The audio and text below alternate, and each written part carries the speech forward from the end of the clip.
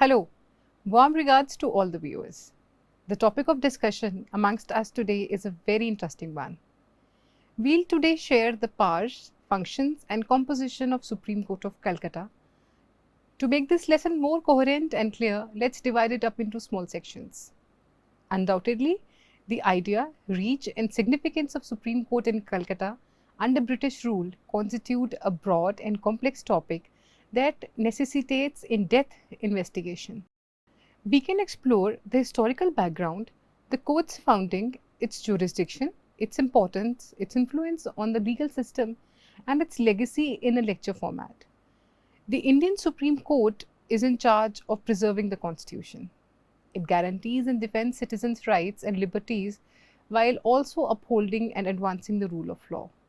It preserves the Constitution of India. The Supreme Court of India was established today as a result of number of occasions in Indian history.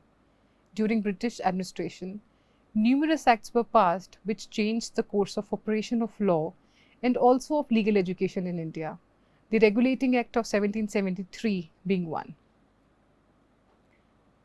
Establishment of the Supreme Court, the Regulating Act of 1773. The Act marked the beginning of Indian government rule after 1858. It gave the East India Company a new administrative structure. Formerly known as the Governor of Bengal, the company's president at the Calcutta factory was appointed Governor General of all the company's Indian holdings. He was elevated above the other governors of Bombay and Madras. There were 4 people in his council. The main contribution of the act was the introduction of Supreme Court. It paved way for a revolution that solidified as the Supreme Court of India in 1950. The general idea behind the information and rules of charter were created with the purpose of maintaining Calcutta's order and sound governance. The Governor General and the Council was authorized to enact the laws, rules and ordinances they deemed appropriate. Thus, the Act established the framework for India's central government. The Act was created to bring changes in the main constitution of the East India Company and also to reform the government which was established in India. The Governor General, the councillors and Chief Justice, including the other judges, were newly established in the Supreme Court, and all of them were prohibited from any practice of corruption, which included any acceptance of presents or gifts, donations or any form of gratuity or award which could be shown by any other person towards them. Anything which could prevent them from keep doing their duty diligently was prohibited under the Act. The judges, including eminent persons like the Governor General, but also prohibited from carrying out their own treats or any other office of profit or at any occupation along with their responsibility as a judge. Any of these above mentioned activities could lead to the concerned person being tried in the King's Bench in England if they committed any crime or offence as per the Act against any of the British subjects or any inhabitants of India. Supreme Court of Judicature at Fort William, the Honourable Court, was established under the Section 13 of the Act of 1773, which laid out detailed provisions for the establishment of the Honourable Court. As per the Act, the Supreme Court was to consist of the Chief Justice along with 3 cousin judges, and these were to be appointed by the King. For the qualification of a judge, anyone who was a barrister of 5 years standing could qualify to be appointed by the King. The judges were to hold office during the pleasure of the Crown. Sir H-L-8-The was appointed as the first Chief Justice of Supreme Court. What is worthy of being noted here is that the judges of the Supreme Court were vested with such jurisdictions and powers that they were awarded to be the judges of the King's Bench under the common law. This gave the highest dignity to the appointments in India. Section 13 of the Act also laid down the type of jurisdictions of the Supreme Court of Calcutta. This court being the first establishment of lawyer judges who were fully independent of the company's government and control in India. A slow but significant move by the British Crown to take control of the trade, grievances and government policies in this country. The East India Company had no control over the appointment of judges or decisions taken by them on the matters now. The punishments against greed and corruption further strengthened the fear of being punished by the King's Council. We will now try and talk about the role of the court.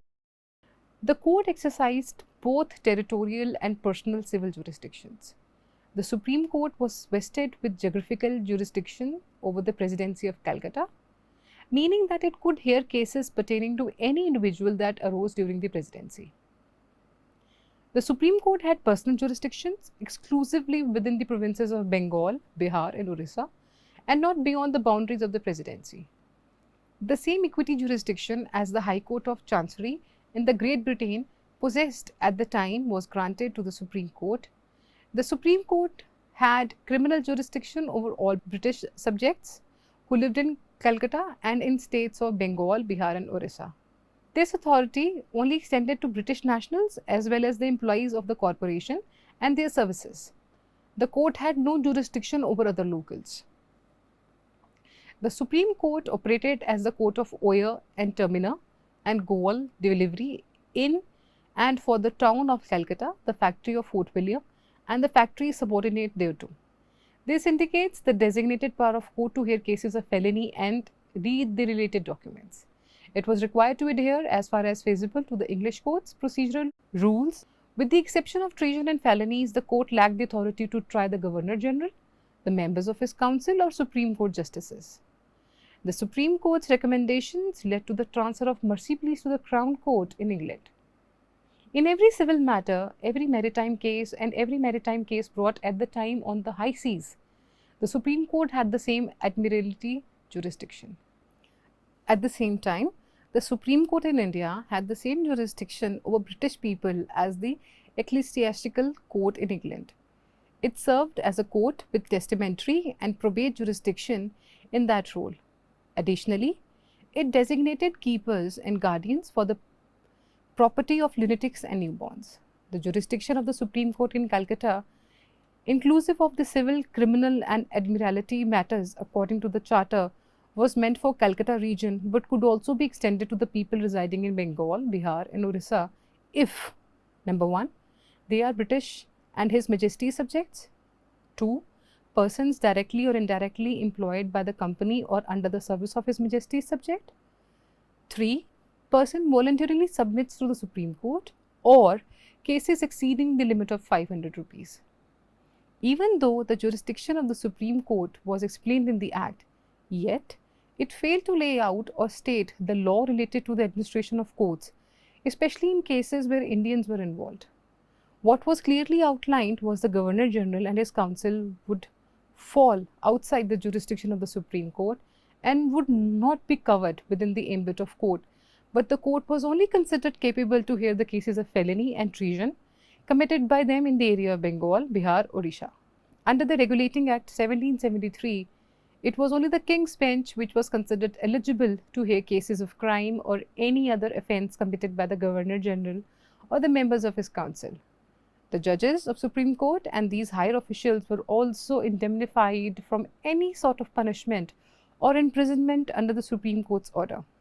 The Act also laid down that the King's Bench could likewise ask the Governor General or any member of his council to examine a witness in India, send the records to England, wherever any cause of action which involved the Chief Justice of Supreme Court of Calcutta or any of the puisne judges arose in manner of a crime committed or undertaken.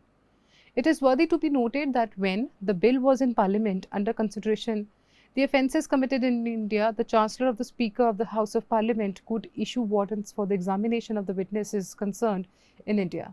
The same provision was carried forward when the bill became an Act of 1773 and gave same powers to requisition to Parliament that extended even case of capital offences. Wherever the King's Bench could not order for examination of witnesses in India, especially when the evidence in question related to some capital offences in criminal cases, the court decided cases with the help of the jury. The functions played by the Supreme Court, first and foremost being adjudication of civil cases. Resolving civil dispute was one of the Supreme Court's main responsibilities. Cases involving contracts, property rights, inheritance and other civil issues were included in this. Both native residents and British subjects were under the court's jurisdiction. Adjudication of criminal cases. Serious crimes including murder, theft, assault could be heard and decided in criminal cases by the Supreme Court. It was essential to the administration of justice and upholding of peace and order in Calcutta's jurisdiction as well as the area around it. Admiralty jurisdiction. Because it was a maritime court, the Supreme Court of Calcutta was able to decide cases involving maritime law, such as disagreements involving shipping contracts, salvage operations, maritime accidents, and maritime commerce. Appeals. The Supreme Court heard appeals from the subordinate court and tribunals under its purview in its capacity as an appellate court. In order to guarantee uniformity and impartiality in the administration of the law, parties unhappy with the ruling of lower courts may file an appeal with the Supreme Court for review. Interpretation of laws.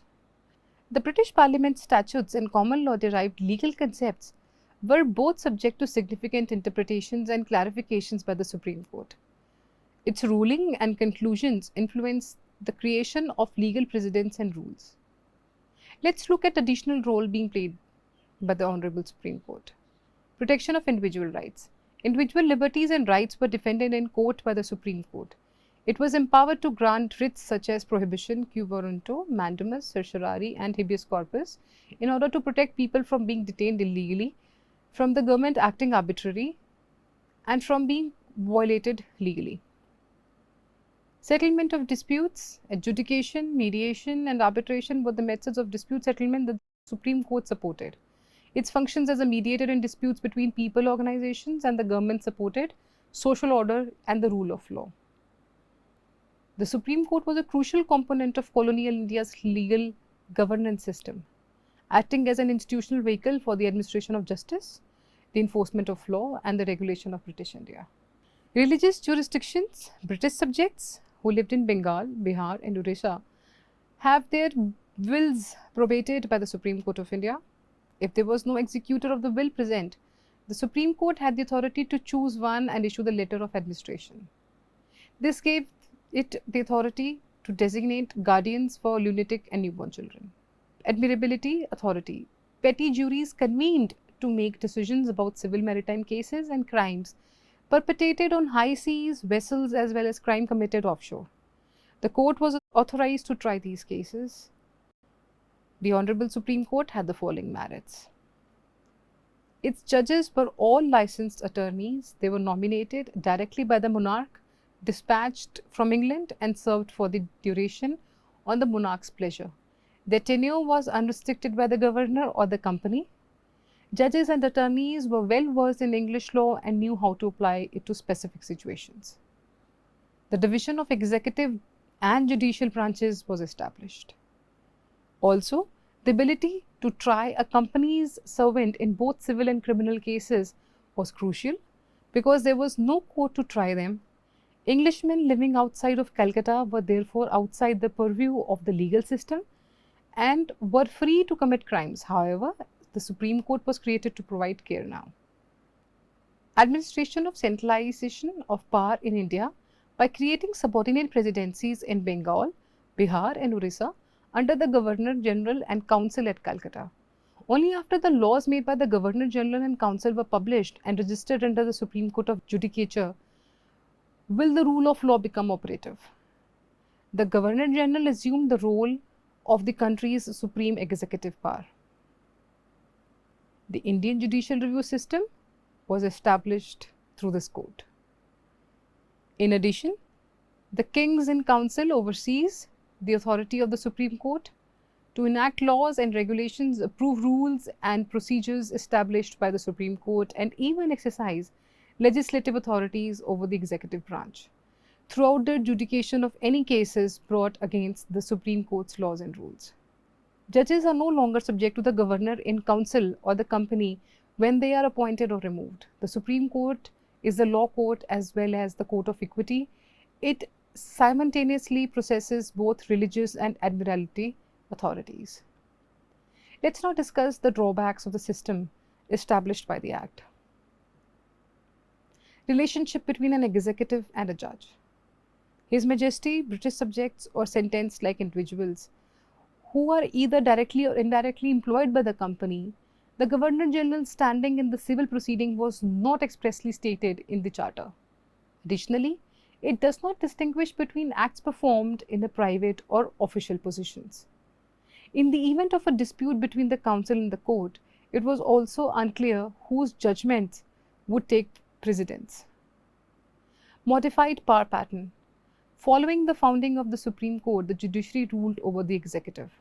The court can now hear civil and criminal proceedings involving employees of the company or actions they took in their private or official capacities. This led to a disagreement between the Governor General and the court, to the point where the Governor General began to oppose the court's actions. Two separate and far off legal systems were involved here. There was an established system of Mufsil Court, a company court in Bengal, Bihar, and Orissa. These courts were empowered by the Diwani rights guaranteed by the Mughal administration. Now, a new judicial system known as the King's Court was established by the Regulating Act.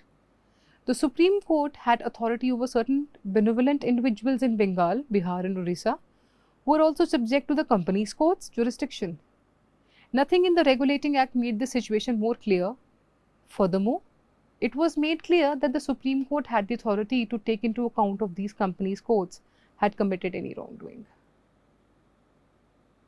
This, in short, was the brief overview of the Supreme Court in Calcutta. Hope you enjoyed the lecture. Thank you so much.